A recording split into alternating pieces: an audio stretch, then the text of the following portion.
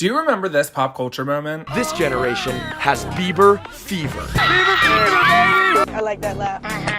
Welcome to Pop Culture Paint Lessons, where I paint iconic moments in pop culture history and tell you all the drama. In 2009, Justin Bieber took over the world and shaped pop music and culture forever before eventually spiraling out of control and causing controversy. Justin Bieber is a Canadian singer who is now regarded as a pop icon because of his impact on both internet culture and the music industry. In 2007, at only 12 years old, Justin competed in a local singing competition in Stratford and covered Neo's song So Sick and got second place. And I'm so sick of love songs, so tired of tears, so done with wishing you were still here. And I'm so sick of love songs, so tired and slow. Why can't I turn off the radio? His mom uploaded a video of this performance to a new website called YouTube so she could share it with her friends and family that couldn't attend. She continued to upload videos of Justin singing to the site, and the videos continued to gain popularity. While looking for videos of another singer, former marketing executive of So Def Recordings, Scooter Braun, discovered Justin's So Sick cover. Scooter was able to track down Justin's school, the theater the competition was held at, and eventually got in contact with Justin's mom. Justin's mom was reluctant at first to let Scooter mentor Justin's career because he was Jewish. She remembered praying, "God, I gave him to you. Could you send me a Christian man, a Christian label? And God, you don't want this Jewish kid to be Justin's man, do you?" But eventually, members of her church convinced her that she should let Justin go with him to pursue his career, so she did. Justin went with Scooter to Atlanta, Georgia to record demo tapes and began singing with Usher a week later. I met Usher in a parking lot randomly. I ran up to Usher. I was like, Usher, I love your songs. Can I sing you one? And he was like, well, let's just go inside, little buddy. It's cold out. So I didn't get to sing for him. I was really disappointed.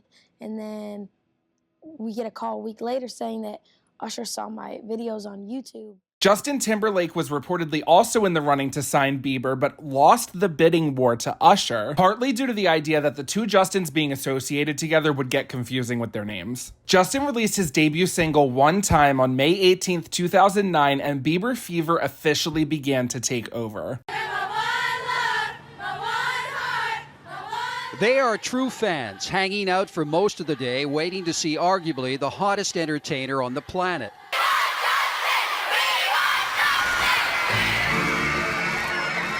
Bieber Fever officially struck the upstate tonight. When 16-year-old Justin Bieber does this, teenage girls go wild. Oh my God, it's the best day of my life.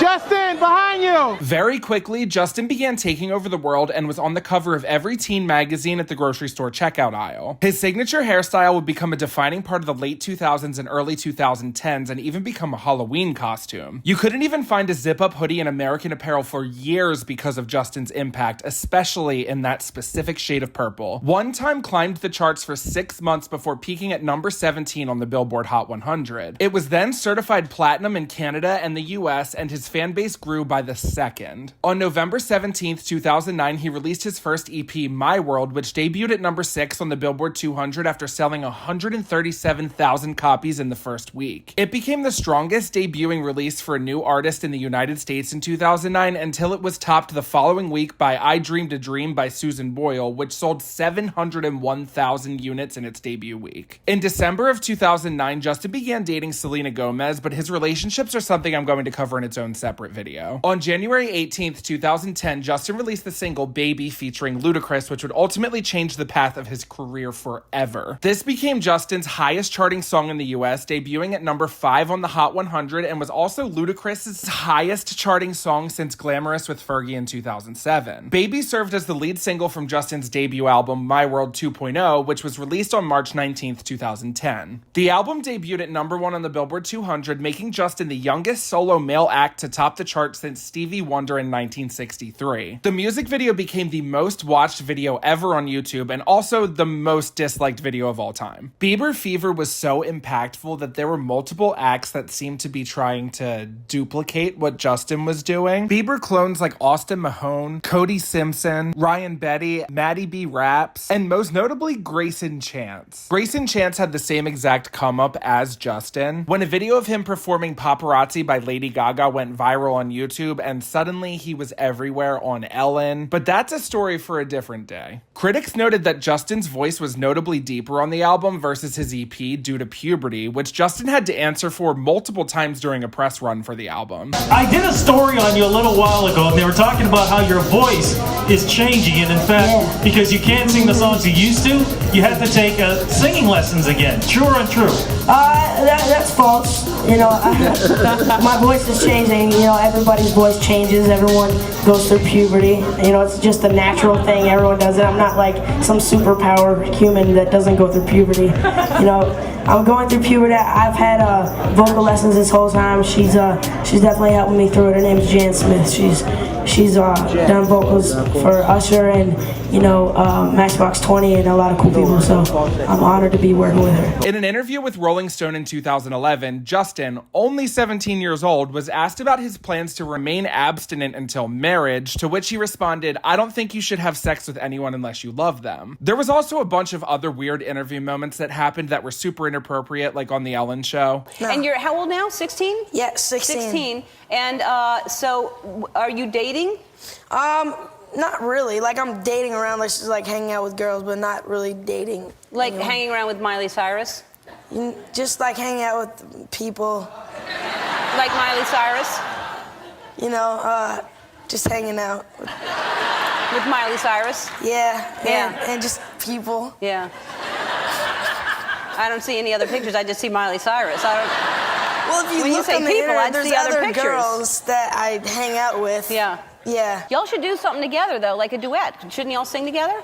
Maybe, yeah. I think you should. After appearing on CSI Crime Scene Investigation, a bunch of performances to promote My World 2.0, releasing an acoustic version of My World, and releasing his first book, Justin released a 3D part concert film, part biopic called Justin Bieber Never Say Never. Movies coming out, Never Say Never, February 11th, and I'm just hanging out with my boy Stewie from Family Guy. Oh, sure, like totally. I can't wait to go see that movie. That's going to be the bomb diggity. Even chilling with his dad, Peter. Oh, yeah, sure. You know what I'm saying? Justin Bieber's got the best stuff here. You know what I mean? My little, hey, look, my daughter that nobody knows about loves him. She's freaking sweet. Even my boy, you know, Denzel wants to go see the movie. All right, okay, yeah, that's right. I'm going to go see it. I'm going to take my daughters and my granddaughters and my great-granddaughters because I'm a very old man. Matter of fact, when I take a dump, dust comes out of my butt.